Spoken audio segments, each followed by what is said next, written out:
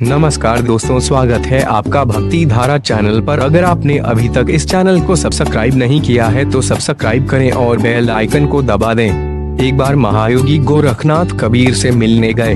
वहाँ कबीर की बेटी कमाली भी थी। कमाली कबीर की बेटी नहीं थी, वह किसी और की बेटी थी और कबीर ने उसे जीवन दान दिया था। तब से कमाली कबीर की बेटी की तरह रह रही थी। इसके बाद कबीर ने गोरखनाथ से संत रैदास के पास जाने को कहा। इस पर गोरखनाथ हिचकिचा गए। वे नाथ पंथ के सिद्ध और एक जूता बनाने वाले के पास जाएं। लेकिन कबीर की जिद के आगे गोरखनाथ की एक नहीं चली।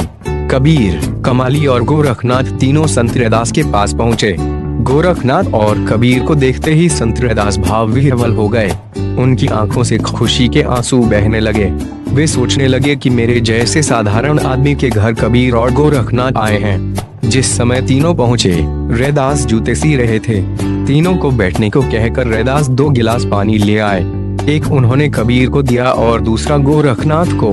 कबीर ने तुरंत वे पानी पी लिया, लेकिन गोरखनाथ ने पानी नहीं पिया। उन्होंने सोचा कि बिना हाथ धोए रैदास ने चमड़े वाले हाथ से ही उन्हें पानी दे दिया। इस कारण उन्होंने कहा कि रास्ते में वे पानी पी कर आए हैं। तब रैदास ने वह पानी कमाली को दे दिया। इस घटना को काफी दिन हो गए। गोरखनाथ जी अक्सर अदृश्य होकर आकाश मार्ग से विचरते थे। उनके पास इतनी सिद्धियां थीं कि उन्हें इस हालत में विचरते हुए देवता तक नहीं देख सकते थे।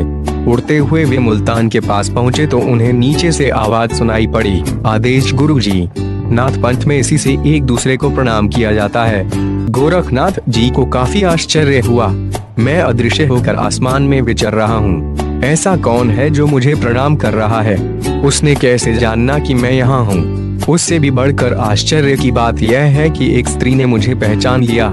गोरखनाथ जी नीचे आए। तब उस स्त्री ने कहा कि मैं तो रोज आपको प्रणाम करती थी, लेकिन आप बहुत ऊंचाई पर होते थे। आज आप कम ऊंचाई पर थे तो आपको मेरी आवाज सुनाई दे गई। गोरखनाथ ने कहा कि मुझे देखने की शक्ति तो देवताओं के पास भी नहीं है, फिर तुम मुझे कैसे देख लेती हो? तब उस स्त्री ने गोरखनाथ से कहा कि आपने मुझे पहचाना नहीं, मैं कबीर की बेटी कमाली हूँ। जब से मैंने संत रैदास के हाथ का पानी पिया है, तब से मुझे सारी अदृश्य चीजें दिखाई देती हैं। भूत प्रेत, जलचर, नवचर सब कुछ दिखाई देते हैं।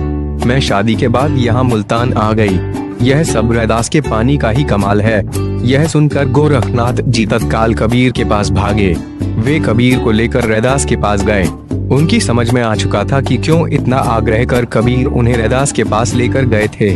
रैदास ने दोनों को बैठाकर सत्संग की बातें शुरू कर दी। गोरखनाथ जी सोच रहे थे कि आज रैदास पानी के लिए पूछ ही नहीं रहे हैं। यह सब भांपकर रैदास ने कहा, गोरखनाथ जी, वह पानी तो मुल्तान गया। तभी से यह कहावत मशहूर हो गई, हर चीज का एक निश्चित मुहूर्त होता है। अब वह मुहूर्त फिर नहीं आएगा।